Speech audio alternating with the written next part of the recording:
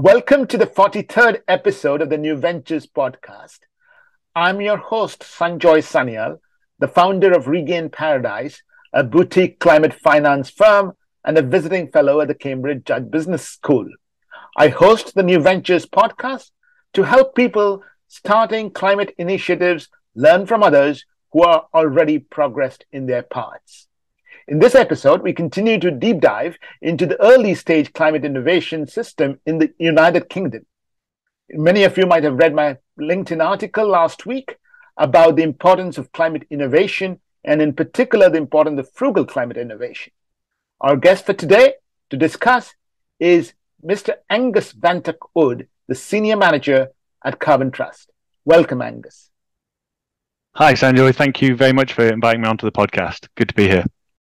Angus, we've been talking about this early stage climate innovation ecosystem here for the last few episodes. We've had Chris Coleridge of Carbon 13. We've had Nick Lyth of the Green Angel Syndicate. We had Naveed Chaudhary of Greenhouse. So you'll be really our fourth guest on this topic. And one of the interesting things that we can talk about in this podcast is how does Carbon Trust help large organizations and government departments effectively engage in climate innovation? So I'll start by asking you that in the world where top consulting companies are all setting up their climate and ESG practices, Carbon Trust, which is quite old actually, and is quite unique as well, right? Yeah.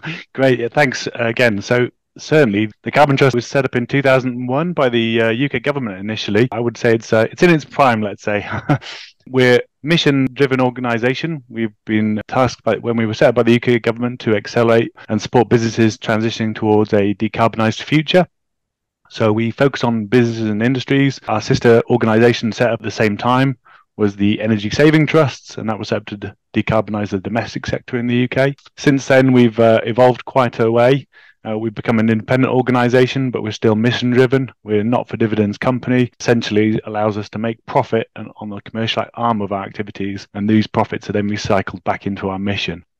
So today we have around 400 experts working in the climate space. We're in about 8 offices throughout the world: UK, South Africa, Beijing, Mexico, and the Netherlands. And that's basically where we're at today.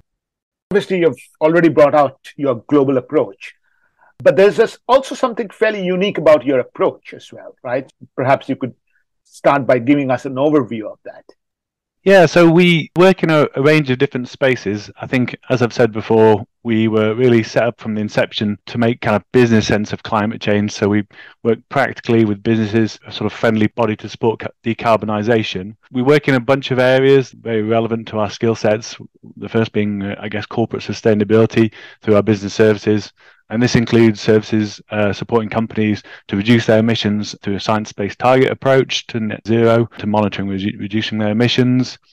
We work in green finance with a sort of comprehensive advisory and impact assessment services for green bonds and loans, as well as climate risk exposure assessments and target settings. We do assurance and labelling. So we work in carbon footprinting and standards, so carbon neutral certificates. We started working more on things like zero waste to landfill standards.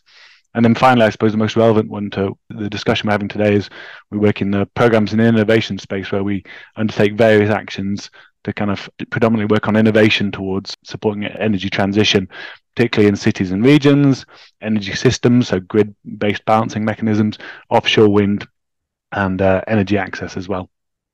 And you've already mentioned that Carbon Trust is a large organization, several global offices, 400 experts. So it'll help our audience to understand your own role in this organization.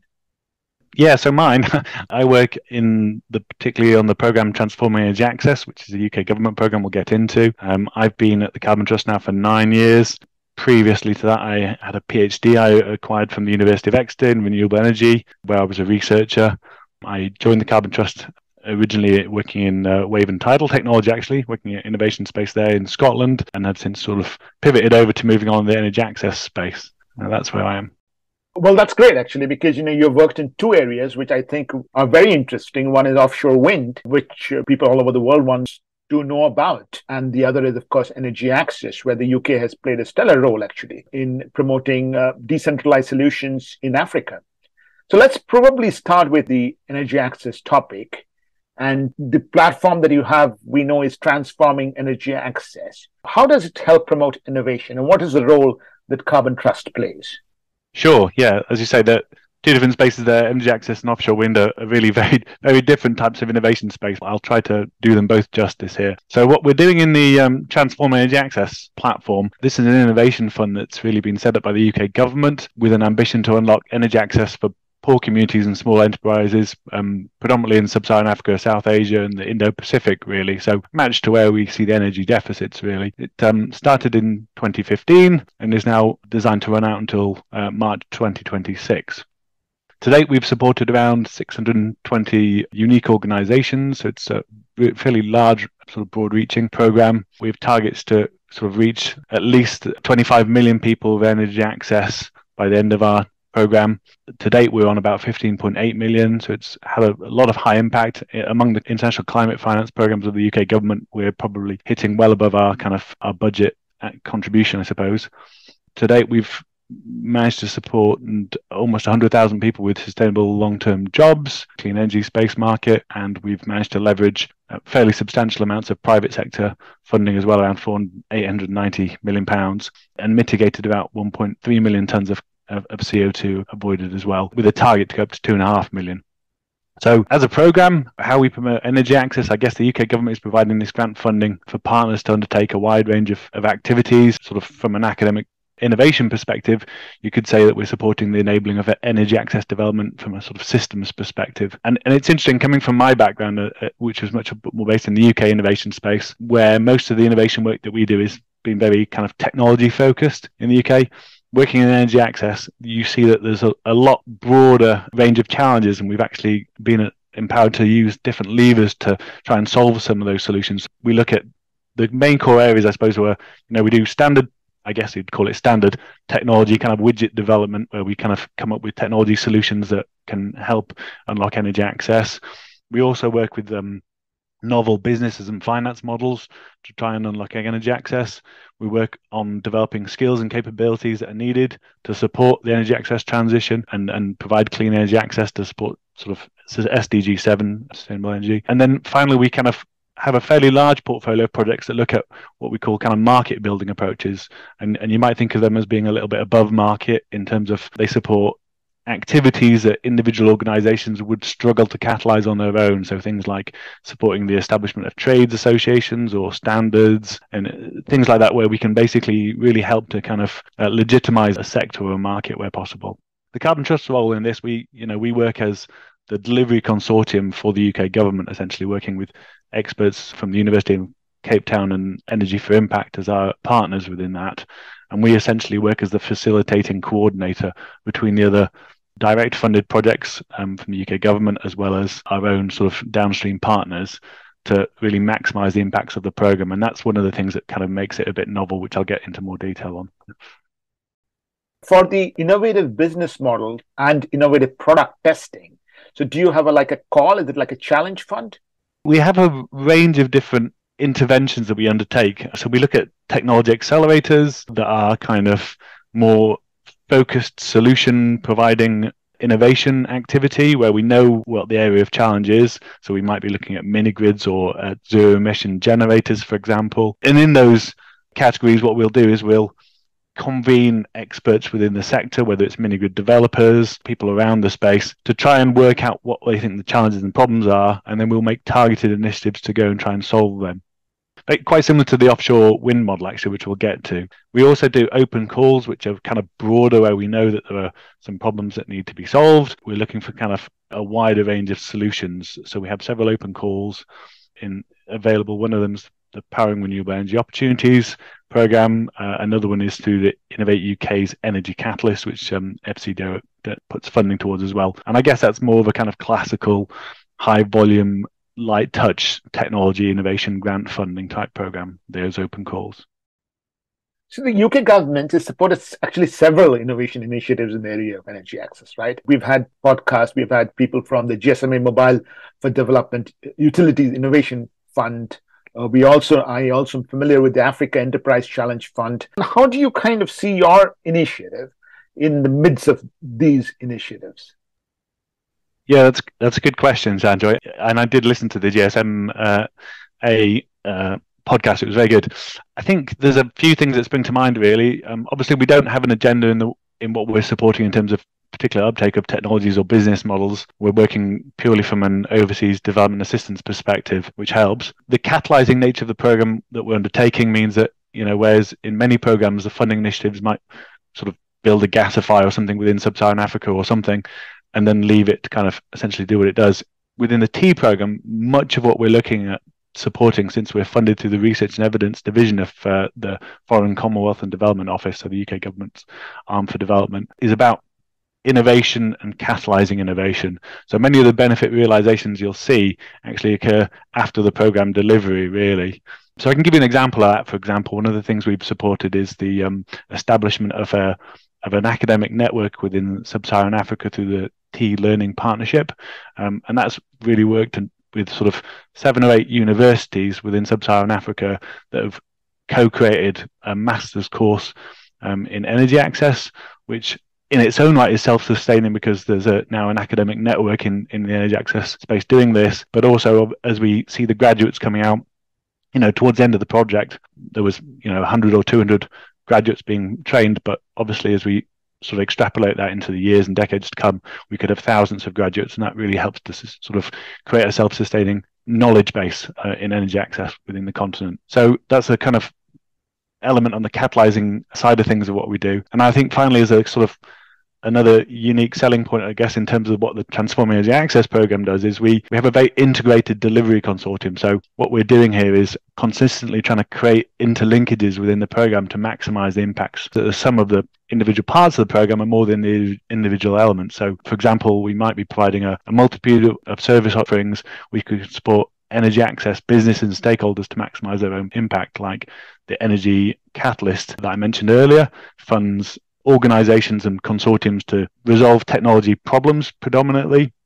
When they're doing that, they also receive incubation support for the businesses. We can then link them up with other parts of the program where there might be, for example, access to finance through patient capital or crowdfunding. We can link them up to some of the staffs and employment services that we have within the program. So if they're looking to, for example, enter beachhead markets in Kenya or something like this, we can link them up to the part of the program where we have a graduate placement scheme, for example. There's a lot more interlinkage than you'd find within many sort of large programs of this nature.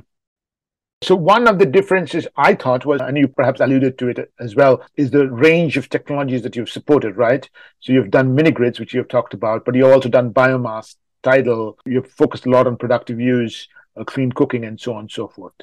Yeah, we're sort of somewhat technology agnostic as a program because it's quite large. We have sister programs alongside the Transform Energy Access. There is one called Modern Energy Cooking Services, which is looking more at clean cooking. And there's one called Low Energy Inclusive Appliances, LEIA, which is looking particularly at appliances. But within the Energy Access, the Transform Energy Access program, I'd say we're technology agnostic, but we do tend to lean towards where the solutions are providing themselves. So obviously working solar home systems and mini-grid development are probably two of the more predominant areas. But we do have work that we do technology innovation in almost every type of technology you can imagine, really, from tidal technology, biomass, cooking. We'll have some off a wide range and spectrum of different technologies and solutions. Energy storage, including novel battery chemistries and pumped hydro type activities, green hydrogen. That's just some of them, I suppose, but there's an extensive list, should I say so. So you have already talked a little bit about what you call T, which is transforming energy access, but you also have the other program, right? Powering renewable energy opportunities. What is your goal there? Yeah, so Powering Renewable Energy Opportunities, PRIO, is itself a subcomponent within the Transforming Energy Access program. It's a sort of open call challenge program focusing on productive use predominantly, really, but probably more than just productive use. It's also looking at sort of embedding local value and employment of energy access solutions across the continent within the delivery. So jointly, it's supported by the UK government and the IKEA Foundation. And to date, it's supported around 24 projects in 11 African countries. It's not just demonstrating the innovation, but it's also enabling kind of small to medium enterprises to kind of harness clean energy improvements, to improve incomes, to build climate resilience and reduce sort of reliance on fossil fuel. We've now kind of just finished actually awarding first of 5 of our kind of third wave of projects, which we're an additional £5 million into the programme. The average project we're seeing at the moment is coming in around £200,000 from about 12 to 15 months. And we expect to see quite a few more coming along, especially in the fields such as e-mobility and cold chain cooling for food going forwards, actually, as well. So, as I said, technology-wise, we cover a very broad spectrum. Yeah. And can you tell us in these 3 rounds of some of the interesting projects that you have done?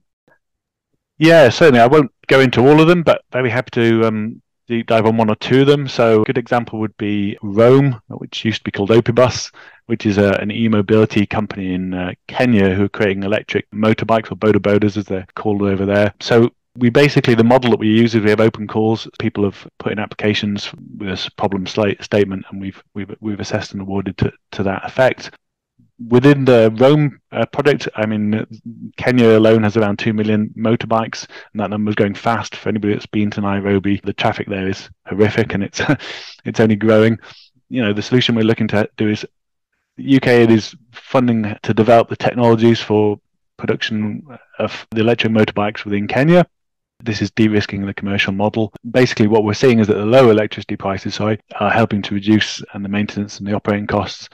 And that's been shown to provide a 68% lower overall operating costs than the original petrol-based alternatives. We've got lower pollution on the roads, not just CO2, but noise, which, as I said, is a major issue there. Better profitability, local manufacturing, and that's helped to kind of support both aftercare, responsiveness of customers, as well as the economic benefits within the region as well. That's a project that we've supported to support the development and delivery of those e-motorbikes from Roam. At the end of last year, that Roam entered into a strategic partnership with Uber to deploy 3,000 of these sort of Uber Boda taxis, which is really showing that sort of success of the project already in the market pull for the solution that's been provided, really, which is nice. And aside to this, I suppose, really, we've also just awarded support for a different 2-wheel e-mobility project called EcoBoda, which will be looking to demonstrate the viability of micropayments for battery charging to help improve some of the revenue management for drivers. Because one of the things we do see also is that Boda drivers are working with petrol engines, and they can make sort of small incremental payments for refilling of fuel, whereas obviously when you're using electric battery, it makes much more sense to fully charge,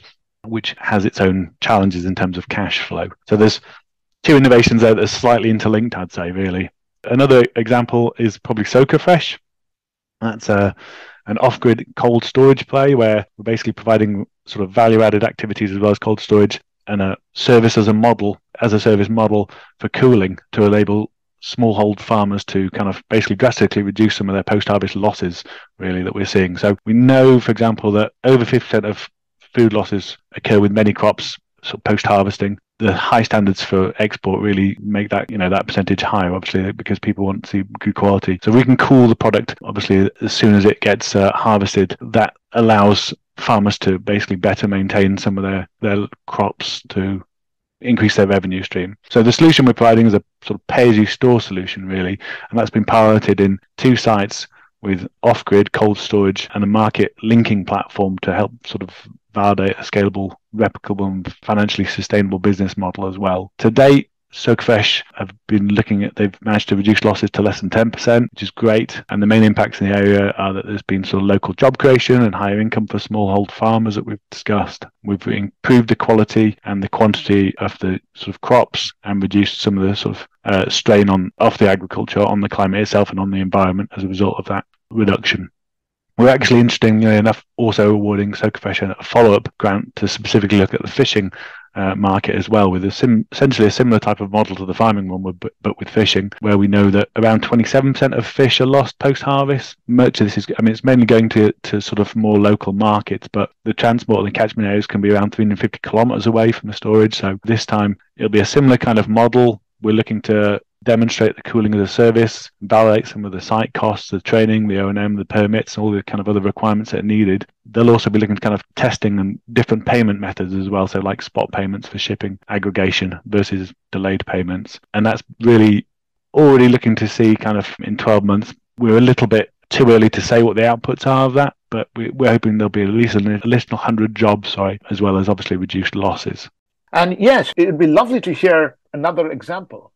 So This one's a slightly different example, actually, which is a bit left field, and it's demonstrating a finance facility led by an organisation called Charm Impact in the UK. So Gogler's latest data shows that around in 2021, about 97% of debt investment into the off-grid energy sector went to just 10 large, majority foreign-owned businesses. So local enterprises are financially excluded from scaling their businesses due to the lack of available capital sources to grow their some of these high impact solutions. Now, Charm Impact are a company which provides blended debt finance through impact investment platform that they have. Their blend contains a mixture of philanthropic capital in the form of grants and 0% interest loans, as well as private investment capital as well, so some retail as well as this institutional and other stuff. This enables a kind of a risk tolerant management type activity. What we're doing in Prio is we're providing them with funding to essentially facilitate a first loss facility to allow them to reach down to kind of some of these more higher risk companies that are normally excluded. So there's conditionality to the funds that are being provided and to the finance facility that's being provided there, that's being essentially de-risked by UK government funding to really maximize leverage for impact in some of these other off-grid energy companies that are more locally owned. So that's kind of another interesting one. We're still too early to see what the outputs of that are and the outcomes, but it's looking very interesting so far. It is interesting. I'll try and summarize some of the things that we have learned so far. I'll call out a couple of things which stood out for me. One is at least two approaches that you use. You have open call for proposals and projects, and then you go through the process of selection. But you also have working with organizations and identifying problems and then developing a project around that. That's one thing that I took away. The second thing that I took away is, of course, the issue about capacity building. I mean, especially the example that you gave from an education sector, being able to produce over many years graduates who can work in this field and who can contribute to this field, and also local graduates. And the third thing that I kind of took away, of course, is the variety of projects that you've supported. I mean, just three examples that you gave, one was electric vehicles, the other was productive use of energy, and then the other was financing facility. In particular, I'm of course very happy that you talked about Charm Impact, because Gabrielle was on our podcast about a year back, actually. Obviously, this is very good news. We will now move over to offshore wind. Completely different sector. You will have to start off with an introduction of your work there. Yeah, thank you. It's a very different space from the energy access space. It's much more kind of a large engineering focus, a lot of the kind of heavy maritime engineering infrastructure-based problems and indeed solutions. And it's a very different market, much more centralized with very large stakeholders involved. So the Carbon Trust has been involved in the offshore wind space since around 2008. Really, that's kind of almost as a boon of the sort of history by which we were established originally and our corporate approach and the sort of mission and impact driven. We realized quite early on that we could really contribute to this nascent sector as it was at the time by providing a kind of cross-disciplinary platform for developers and other stakeholders to collaborate and communicate on kind of communal sector-wide problems, of which there were many. So we did this by establishing what was and is called the Offshore Wind Accelerator, and that was our kind of flagship program, particularly focusing on bottom fixed wind turbines. And this model essentially is quite straightforward. We have offshore wind developers that we know have common challenges they face in areas like cabling, electrical systems, foundations and logistics, operations, some of the yield performance activities. We individually solving those problems might be sort of not really cost competitive or logistically viable for, like I said, things like standards for boat landings or something. So we managed to attract and keep, I think it's 9 or so different large offshore wind farm sort of owner developers at the moment to the table. We work collectively with those to resolve some of these communal challenges, really. And now those 9 offshore wind farm owners represent around 75% of the European offshore wind fleet already. So it's a really high market pull for people to engage with those stakeholders, really. What they do is they put in an annual fund to be involved in this accelerator.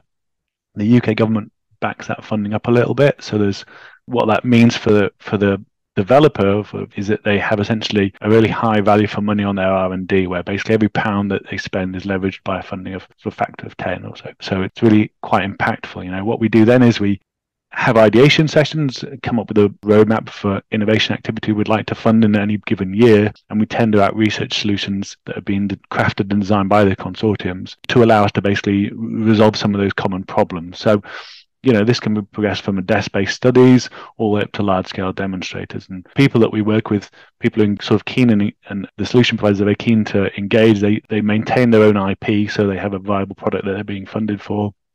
They also have access to what they already know is, like I said, a large section of the established market who have sort of already voiced that this is a problem that intrinsically needs to be solved. So it's a really kind of almost a kind of common sense way to get to a solution, really. Anyway, so that's the accelerator model, at least in the offshore wind accelerator. From the success of these kind of common R&D projects, we've now kind of got several other ranges of activities that we're undertaking. We do discretionary projects, which is where not all partners might want to engage in them, so they tend to last for several years and be multi-million-pound projects, looking at larger things like fabrication facilities and things like that. We are now looking at floating wind as a joint industry project, which has come along leaps and bounds and is now probably in a stage that's fairly similar to where the original offshore wind accelerator was. We look at the offshore winds joint industry project, renewables joint industry project, which is looking more at environmental elements. And then more recently, we've started a program called the Integrator, which is designed at examining some of the interplays within offshore wind and existing infrastructure, such as kind of the onshore elements, such as the main transmission grid and the regulations around that, really, to try and highlight opportunities for innovation and investment. That is quite a lot, actually. So I'll try and unravel some of this. Obviously, what you call the communal problems, the common problems across the major developers. Working on that, can you give us a few examples on big challenges that you solved? And I suppose that essentially led to the fall of offshore wind prices, right? Yeah, so maybe before I go into some of the details of those individual projects, I'll have to talk to you a little bit more about some macro elements of what's going on in terms of the offshore wind sector. As I said, we've been working in it since about 2008. Prices then were around £170 per megawatt hour. That was the expectations for offshore wind, slightly around that area, possibly more. Offshore wind costs have dropped significantly, and I don't think anybody expected this. Over the last 5 years, it's been a real kind of black swan event, the incredible decrease in price on offshore wind. Now it's below around 50 megawatts per hour, so it's really becoming a super sort of viable technology solution for many instances and for many countries where they have the resource and availability. Now, obviously, we don't take credit for that as in the offshore wind accelerator work, but we have done some pretty detailed calculations and findings, which I think conservatively would say we estimate to around 15% of that cost reduction has probably been helped and supported through the offshore wind program and its targeted technology innovation for cost reduction. So to date, there's been around £100 million spent on the offshore wind accelerator, which sounds like a large amount of money. But we think that as a result of this, you'll probably have a cost saving around £34 billion by 2030. So it's orders of magnitude more. That's assuming we manage to hit our growth targets for European deployment of around 60 gigawatts by 2030. Really impactful, to get in at the early stage of technology maturation and make those incremental innovation can really help reduce the trajectory of cost in the long term significantly, especially when you're dealing with something as large as the offshore wind side of things. Now, I think the other thing that's worth bearing in mind is that what we've really sort of seen is the collectivization of the stakeholders in the platform that government and companies and industries can see has got its act together, has really, certainly in the early days, helped to kind of legitimize the sector a little bit more and provide a kind of platform for many of the challenges to be resolved, like the environmental considerations, and a bit more of a voice for the sector. So that's, I think, been really valuable as well. And I'm hearing you speak. Obviously, one of the things that managing the offshore wind accelerator required is a combination of economics, combination of project management, also technical issues, right? Technical management and technical design. Just curious, when you staffed the offshore wind accelerator from a carbon trust perspective, which skill set were you kind of heavy on? The project management or more the technology side? Yeah, I mean, that's a very good question. It's a bit of a mix. I mean, my own background, I have, as I said, a sort of PhD in renewable energy, particularly focusing on offshore wave and tidal, and I had an engineering background before that. I think many of the people that go into the offshore wind accelerator from a carbon trust side of things in terms of the coordination come from a technical background. Everybody, obviously, at the carbon trust is very passionate in the decarbonising agenda. Ironically enough, though, one of the sort of virtues of what we provide is that we don't have skin in the game in terms of the solutions that are being found or the technologies that are being found. We work with technical working groups made up of the representation from the developers that are involved in the offshore wind accelerator. They provide all the sort of core technical impetus. Now, we have to have a technical understanding to be able to write the tender documents and host the meetings and coordinate the delivery such that it meets the output requirements of our clients. But essentially, we very consciously don't provide the solutions ourselves. So we don't do these things in-house historically at least within the offshore wind accelerator model, because we don't want to conflict ourselves in any respect. I think I would have to say it's probably more project management and stakeholder management and communication skills that are probably more critical to the type of work people do when they're engaged in the offshore wind accelerator. But they have mostly strong technical background. I get that. That is interesting. And I really like the way you kind of framed the overall picture. Very quickly, are there any examples of big technical issues that you want to highlight, which really led to the drastic reduction in cost before we move on? There's not been a single silver bullet, and actually it's not even been just technology solutions that have been a part of that. Some of it's been about contracting and risk. As we're seeing offshore wind that's now been in situ for over a decade, there's a much clearer understanding of what the